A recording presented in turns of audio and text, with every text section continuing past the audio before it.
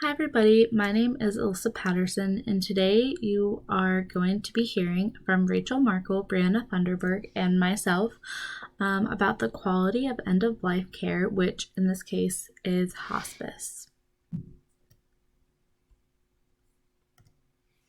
So just a little overview of what we are going to be talking about today. I'm going to be talking about the history and benefits of the hospice system in the United States.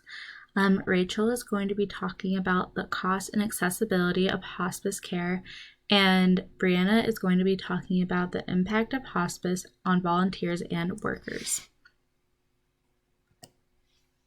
So you might be asking yourself, what is hospice? Well, hospice is a care service that is given to people who are terminally ill or dying. The service offers support and comfort to the terminally ill or dying and their families.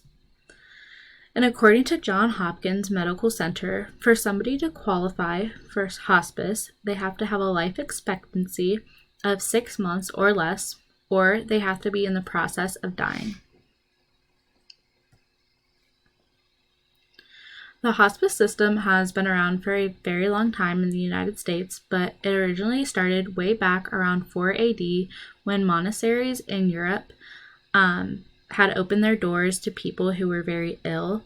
But in the United States, hospice did not start until about 1963 when Florence Wald, who was an American nurse and the dean of the School of Nursing at Yale, founded the first hospice center in the United States. But the first hospice center in the world was at St. Christopher's in England.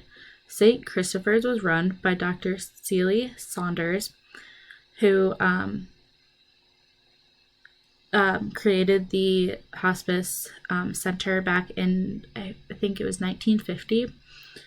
Some of the first hospice centers in the United States, though, were run by volunteers, but in the 1980s, Medicare authorized hospice for formal care, and because of this, hospice centers became a reasonable choice for end-of-life care, according to Simic Habali.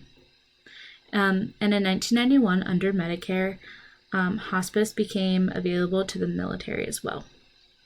Hospice has always been a preferred treatment for the terminally ill in the United States for the past 50 or so years. And there are many types of hospice care,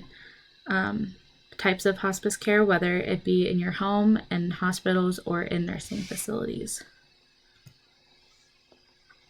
The goal of most hospice centers are to try to help reduce the emotional, physical, and spiritual suffering of patients and families. And hospice can provide a lot of services to their patients and families. Some of these services include routine medical assessments, spiritual counseling, and frequent nurse visits.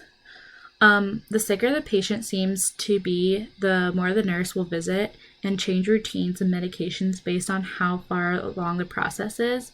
And they would also, at this point, probably talk to the physician and see what the physician wants to do and wants to continue doing for the end-of-life care. These aren't all the services they provide, but I think these are the most important, especially the spiritual counseling, because I know the death process can be hard on a lot of families, and it can be emotionally draining, and they're there to just provide for the families as well as the terminally ill patient.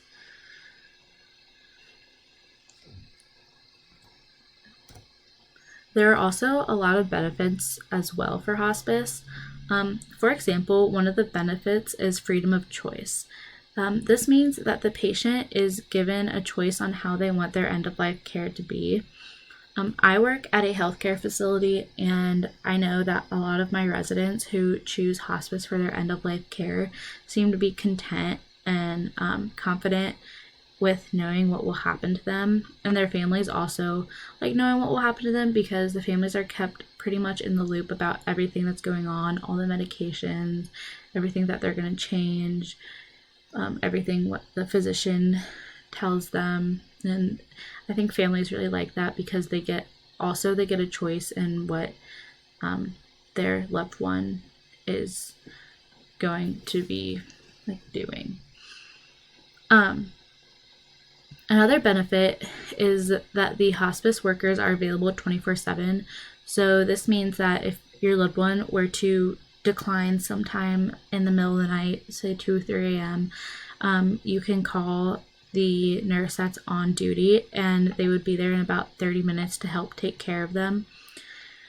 And one more benefit that hospice provides is emotional support. So like I said earlier, hospice not only provides emotional support for the family, but or for the patient, but they also provide emotional support for the family.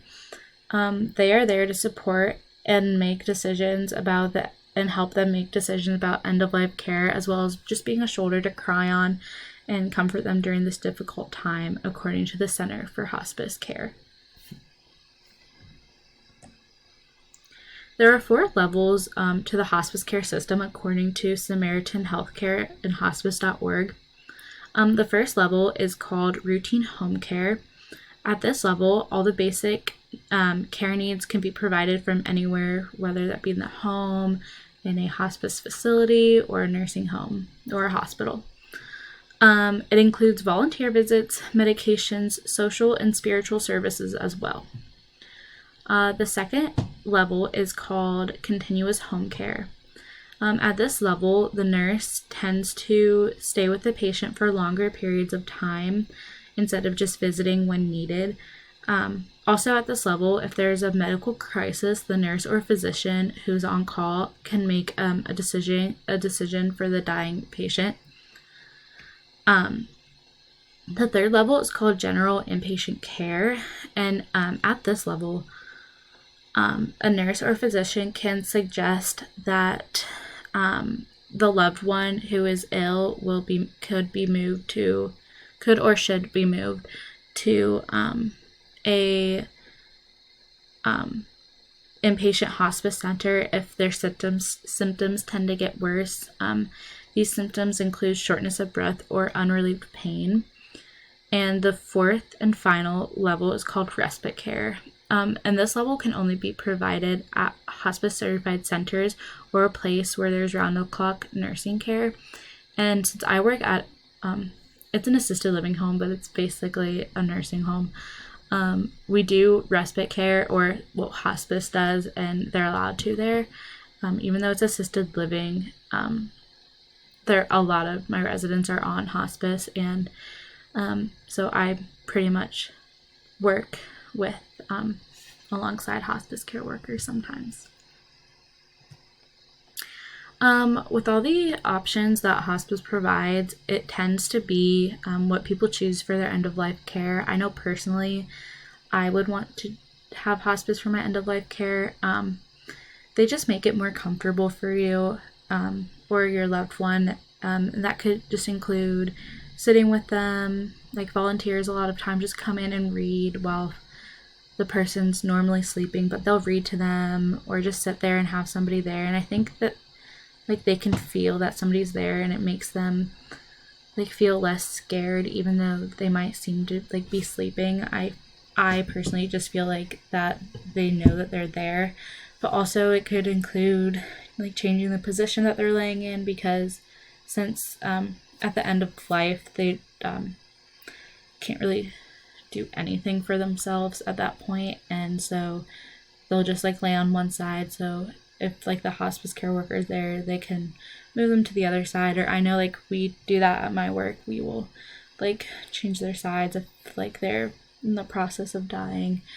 And I think hospice can be very beneficial too because of its history and its goals. I think it's nice to have somebody who can be there emotionally for you that isn't a part of your family. And yeah, so here's my work, and I'm going to pass it on to Rachel.